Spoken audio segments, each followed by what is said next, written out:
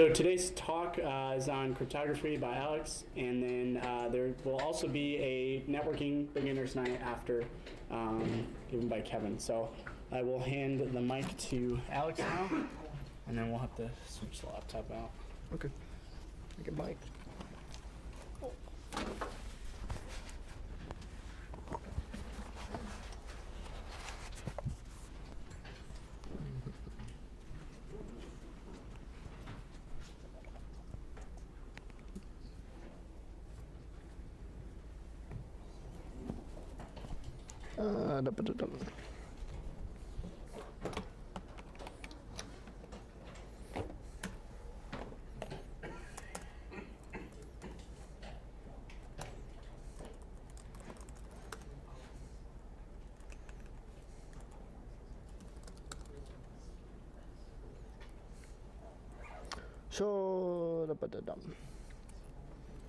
Yeah. Let's do this.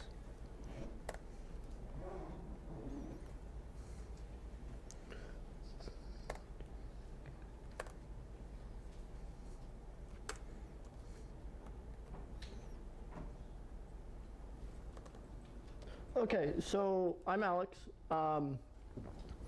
Among other things, I'm part of IASG across the hallway.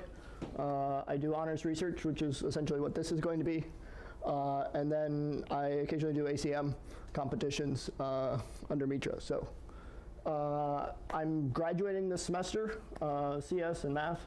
But I hope you'll find this talk interesting. It's on my research into cryptographic hash functions and using essentially formal methods to explore them. And at any time, if you have questions, feel free to raise your hand and we'll get to them. So to begin, cryptography is this interesting field which kind of blends computer engineering and hardware and software and high-level computer science techniques, and then also mathematics. And you can look at it from the engineering side, which is where I presume most of you are from. I prefer to look at it at a little higher level and stay out of the circuits as much as I can, being in CS. But so there are, I guess, three main primitives in cryptography. You have your asymmetric ciphers, like RSA and elliptic curves, where you essentially have two parties who want to communicate. You publish a public key which other people can use to encrypt data to you, and then you can use your private key to decrypt that data. And the issue with these primitives is that they tend to be slower because they're based on theoretical math. And you're doing large exponentiation on 4,000 some odd bits, and so this becomes slow for computers to use.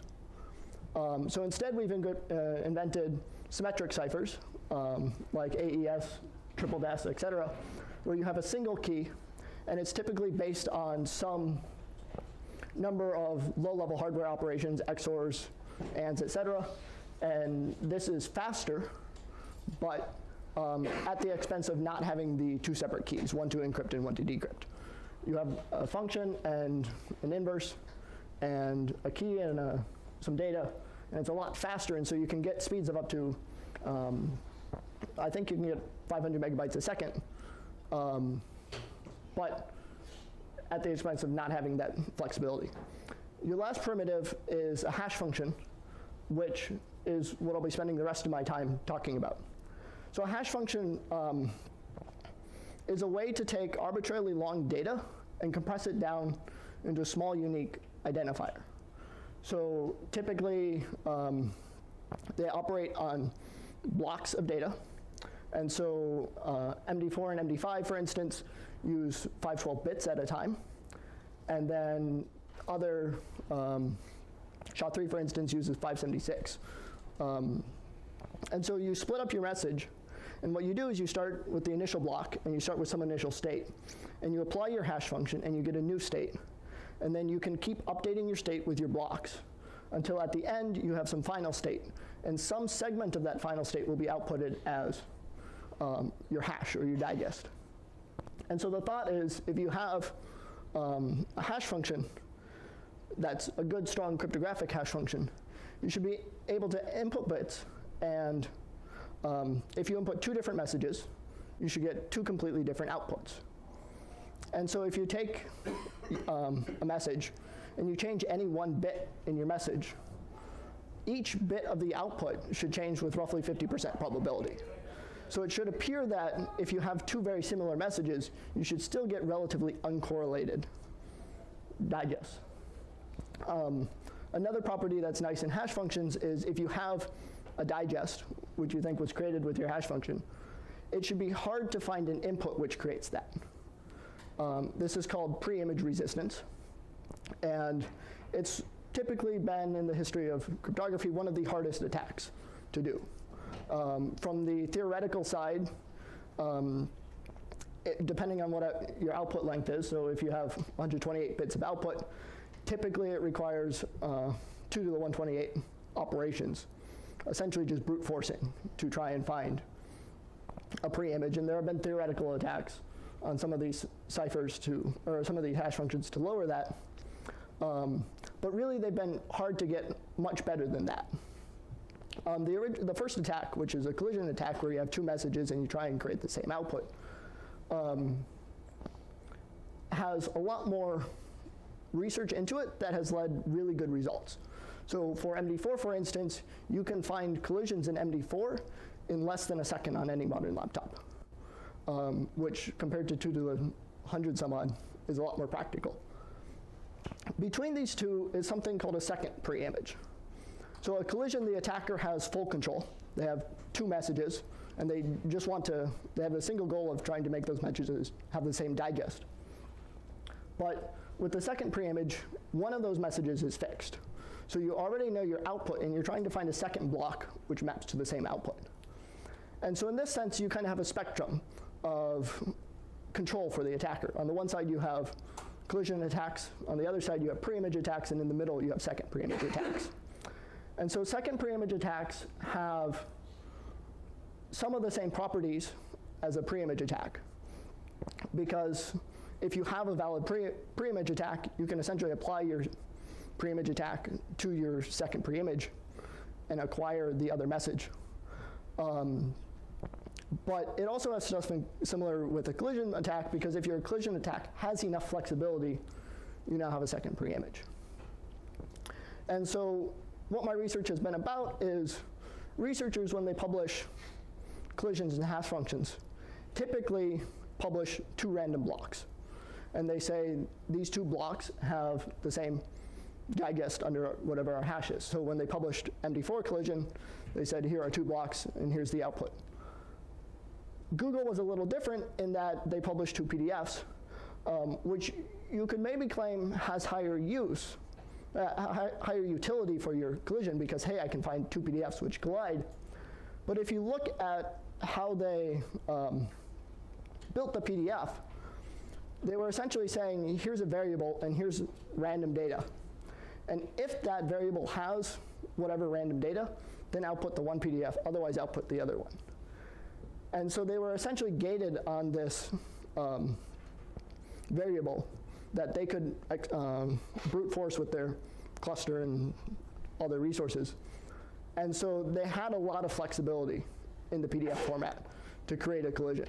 And so from that point of view, yeah, it's a nice marketing gimmick, but you don't actually show how much utility, how much structure your collision has. And so what I've been trying to do is use formal methods to understand how much freedom you have in collisions and what their intrinsic utility is. For instance, given that I have a collision, can I go take it and attack the public key infrastructure? Given that Komodo publishes their public key, which has a signature on it, which is a hash digest, can I create another public key that looks the same as the Komodo one, that has the same hash, but is actually different, that I can then factor and try and create certificates that look like they were signed by Komodo, but were actually signed by me. Another popular use of hash functions is get.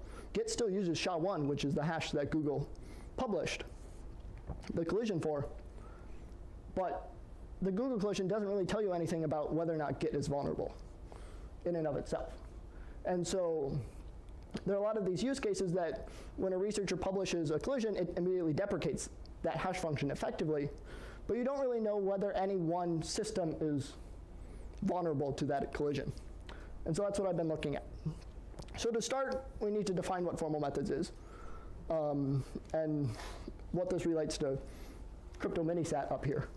And so formal methods is a branch of computer science, which is highly utilized by the engineering departments as well, which says, essentially, if I have a model and some properties about my model, can I test whether or not those properties hold based upon my model? And so we're looking more at this from a SAT problem.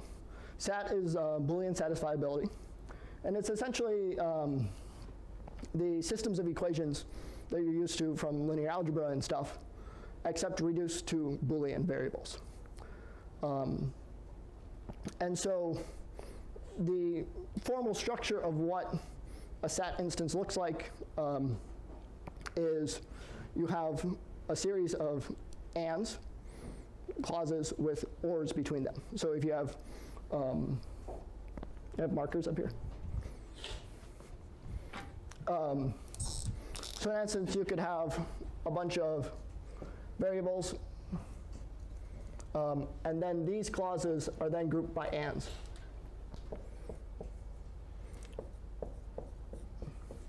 And so this essentially says x1 or x2 and x3 or not x1. And your goal of satisfiability is to find an assignment of variables such that the entire expression is true. And so to some extent, you could look at this easily and say, well, x1 probably is true. x3 we could set to be true, and then we really don't care what x4 is. Or sorry, x2 is. And on small examples like this, it's very easy to look at it and say, here's the solution. When you try and start encoding hash functions, you start getting up into the hundreds of thousands and millions of variables, and in some instances, tens of millions of clauses, and it really isn't practical to just go look at it. So this is Crypto Minisat 5. It's one of the award-winning SAT solvers. And so it's nice in that it builds on all these wonderful platforms. You input it, essentially a problem like this, and it will go and tell you whether or not there's a satisfying solution. So if you name your variables in such a way that you understand them, and because it uses ands, ors, and nots, you can prove that it's complete to any other set of Boolean circuits you want, XORs, et cetera. You can then use this to say, hey, I have this large model. Can I find a satisfying assignment? And this is nice if you like writing in ands and ors. I really don't. I prefer to sit a little above that. So this researcher from Finland has published a circuit format and a utility which lets you input and use intermediate variables and say, hey, I have this rough circuit, and you have not only useful things like XORs, but you also have range expressions, where I can say I want between 5 and 100 of these things to be true. And so it's a useful abstraction sitting on top of this. And from here, you can then start to build up better models. And you can build reusable components like, hey, I have a hash function. Hey, I have 2 hash functions, and now do I have a collision? How close to a collision can I get? And so then you can compile it into a format that Crypto Minisat takes, and now you have a more human-readable collision. And so what I've started to do with this is then say, what types of questions can I ask about this? And so you can build MD4 in it and say, I have 2 instances of MD4. I want a collision. Tell me whether or not there's a collision in MD4. The answer is obviously yes. The problem is it will sit and run for forever, because while there is structure to this, as referenced by all the collisions against MD4, the SAT solver itself can't find it, because the problem in computer science is referred to as NP-complete, non-deterministic polynomial time. And so what this says is finding a satisfying solution to this could take exponential time, probably in the number of variables you have. But if I have a solution, I can verify it in polynomial time. And so when I have hundreds of thousands of variables, this becomes a problem. So the question is, are all instances with hundreds of thousand variables bad, or are there some subset which are easy? And it turns out it's a well-researched problem in CS, and it turns out there are a lot of easy problems, even on hundreds of variables, hundreds of thousands of variables. And so, in some extent then, do I have a collision is a bad/slow question to ask, because your SAT solver can't solve it. So I was like, what other questions can I ask? And so one of these questions is, Wong published a set of collisions in 2004, and she said, here they are. So the first question you can ask is, can I find another collision using her attack? So MD4 is an interesting little hash function in that you have your 512 bits. Hey, someone in the Ice Age, do you mind running to the lab and getting a real marker? Thank you. So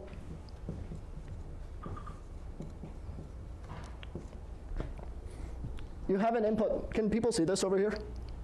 Okay. I suppose I can move this up too.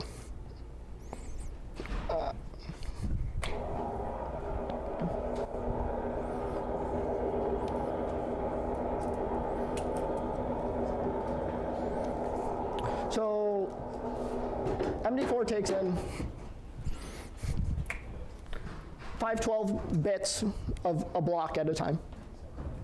And it starts out with 4 initial variables, initial values. Thank you.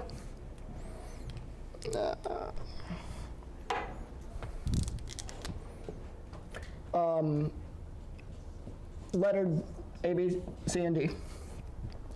And what it does is it splits these into 16 32-bit variables and says, at every step of my hash function, I'm going to take my inputs, bits of state, I'm going to apply some transformation function over them, and what I'm going to do is say that my new, one of my new variables, or one of my new state variables is kicked out, and it's replaced with some permutation involving the first block. And so you have 16 subdivisions of your block, so your first 16 rounds go through the block once, and in total there are 48 rounds. At the end, you have some new A prime, and what you output is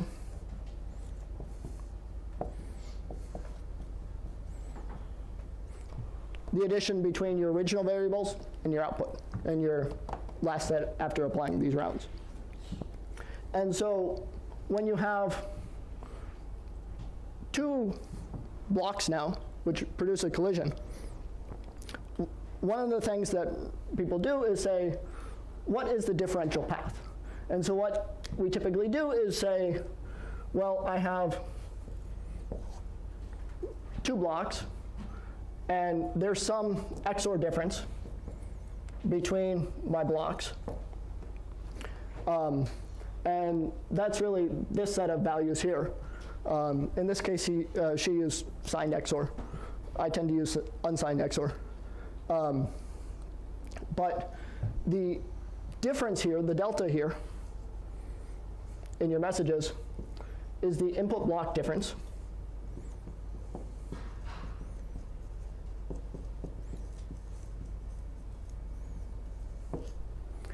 And between each of your intermediate round variables, you can compute an XOR difference.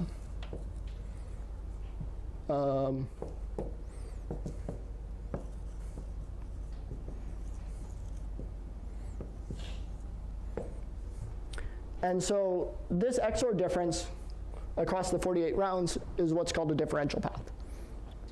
So it turns out that if you take your earlier model of your collision, which says you have two inputs, apply MD4 to them and check to see whether the output's the same, but you also give it your differential path and your input block difference, this runs in less than a second. And it'll say, here's a new collision, which is different than the one Wang published. So in a sense, you can see that the question you ask really makes a lot of a difference. Rather than asking, hey, is there a collision at all? Say, hey, is there a collision with this set of properties, with this structure? You be able to shape kind of a subset of problems that are easy and get useful results. So your next question then is, hey, now that I have a model, what type of inputs can I have that produce collisions? For instance, can I have two ASCII blocks? Like, can I take two sets of ASCII data and have them collide? And for this collision, the answer turns out to be no. And the best you can do is one of your two blocks can be ASCII. There's a different set of collisions published by Dobertin where the answer is yes, both of them can be ASCII. But when you read the original paper,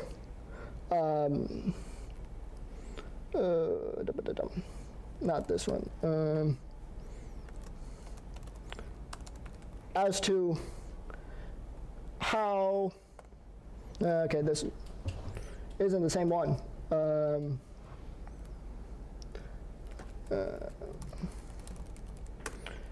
They use this technique called message modifications.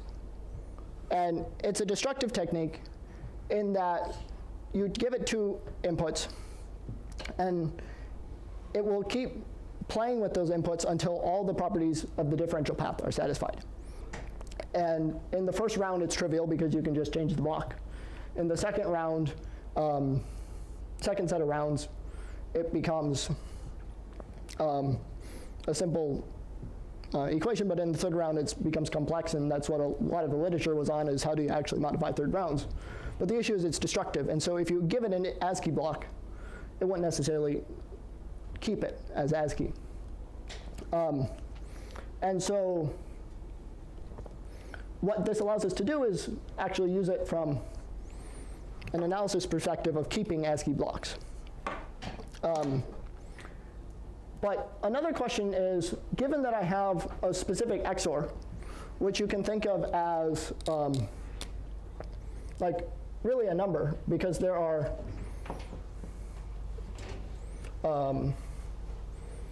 32 times 48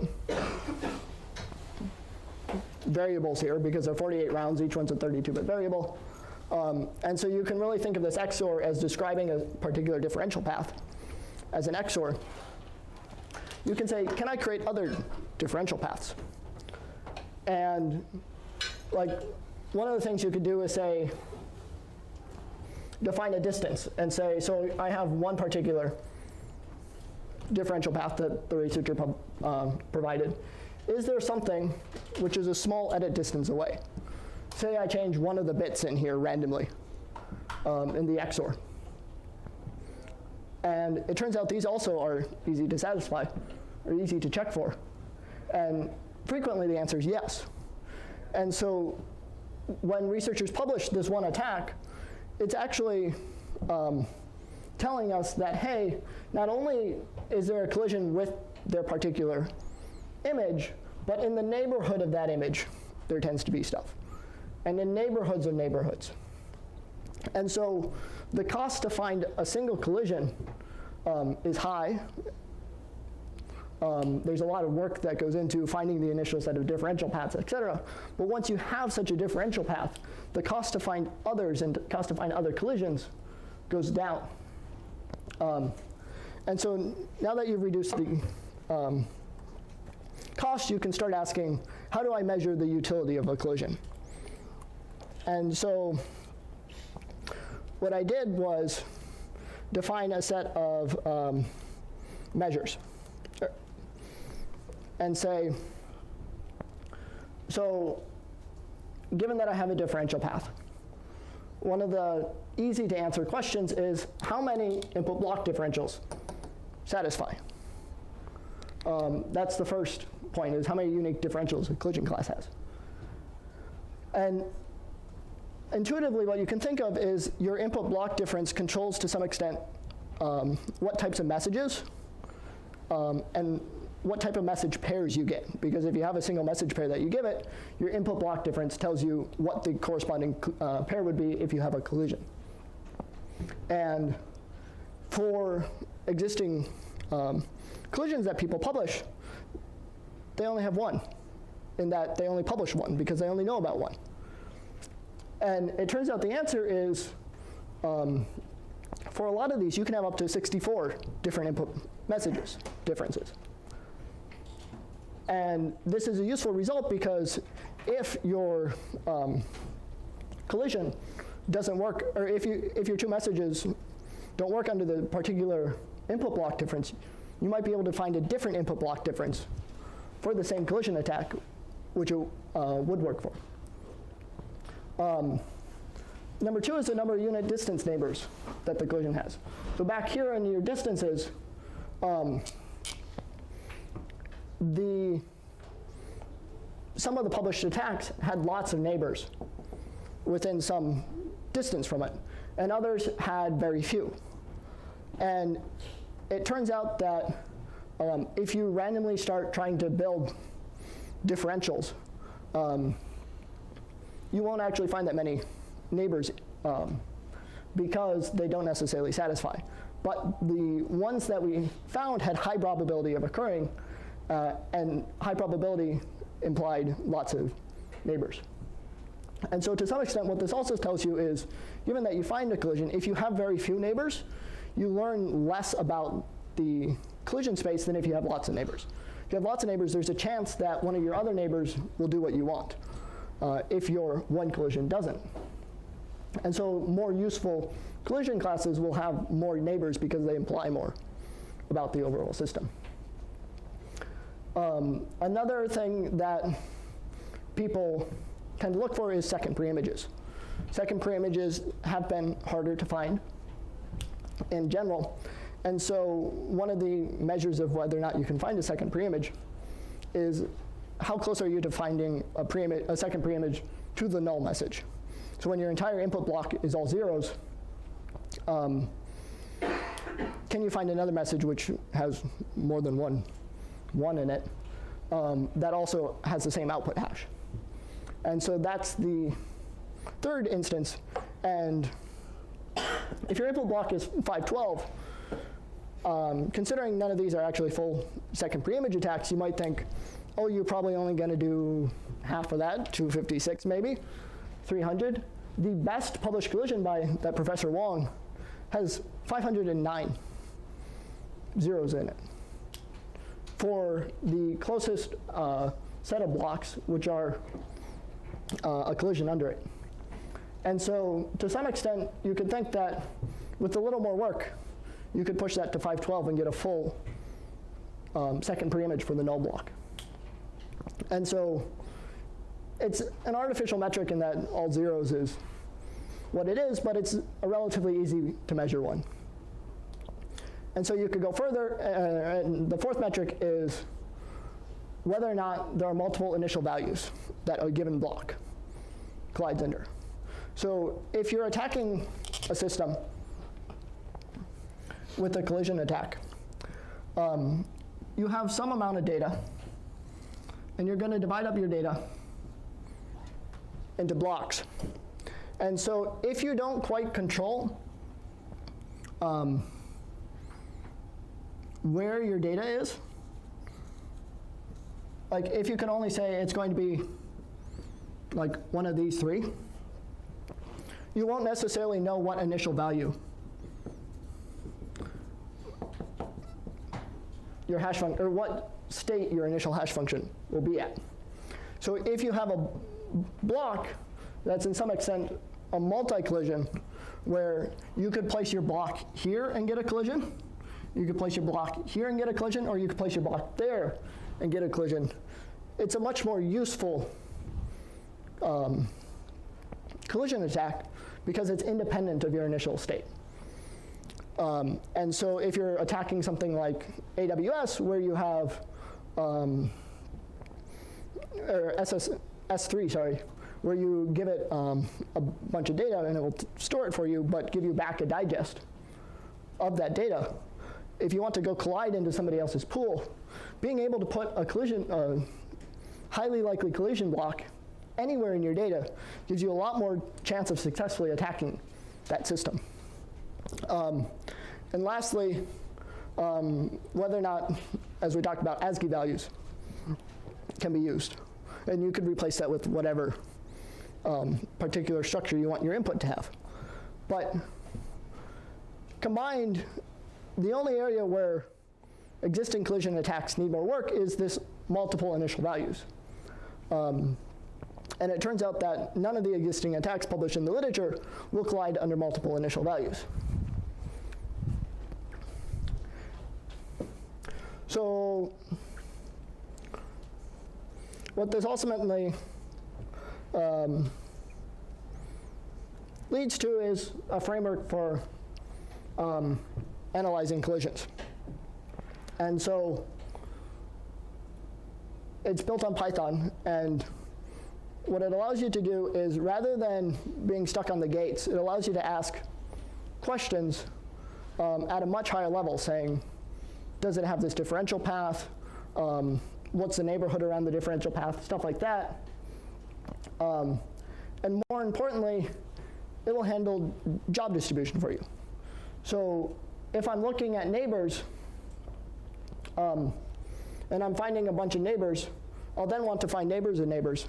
And so it kind of blows up exponentially, which is where you need a little bit of hardware to go run this on. But it will go do the work of trying to find neighbors of neighbors and et cetera for you. And this allows you to then essentially test these properties too. Lastly, I've been looking at SHA-3 briefly.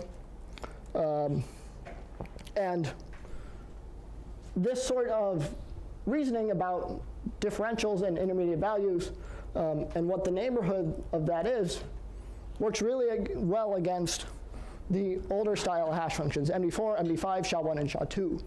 They all essentially have the same core structure where you're replacing some amount of the state and iterating over it and iterating with your block. But the latest hash function published by NIST is this thing called SHA-3, also known as KESEC, which is based on a completely different notion of your hash function. So in this one, some amount of your input block gets mixed in at each stage. In SHA-3, what it really looks like is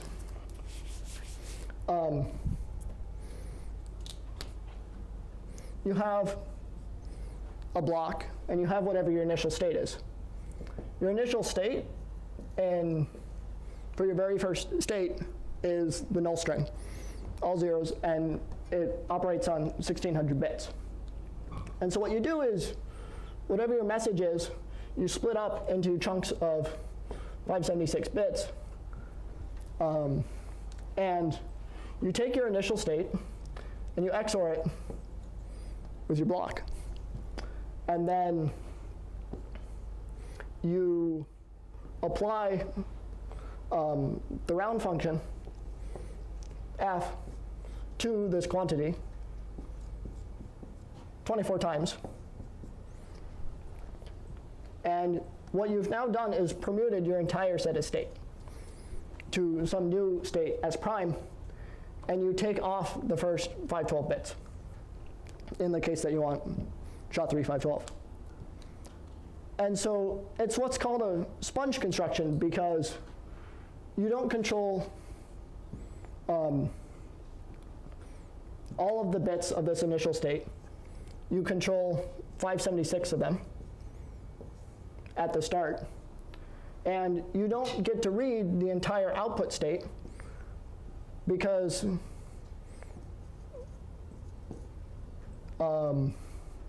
there's this remainder here that doesn't actually get outputted. So it's called a sponge construction because you have an absorption state and a releasing state. And they have a nice pretty diagram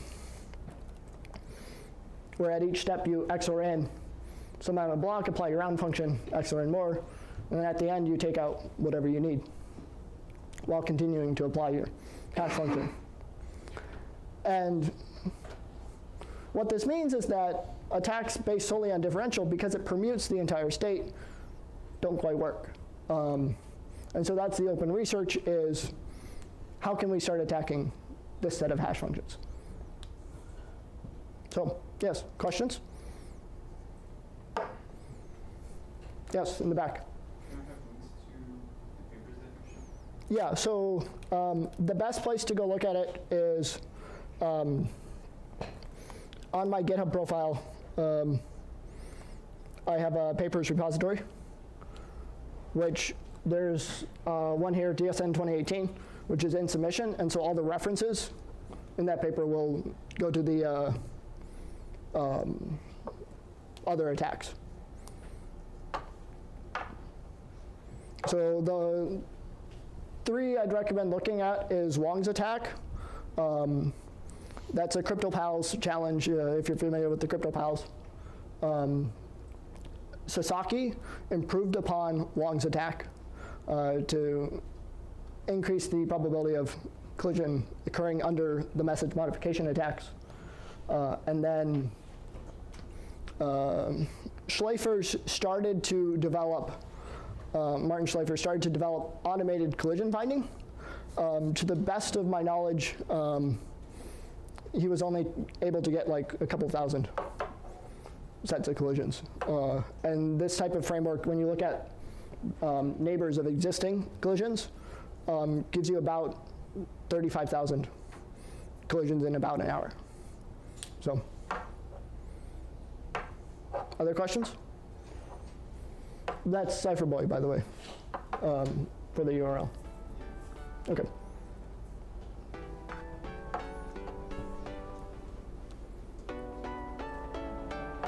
Okay, thank you.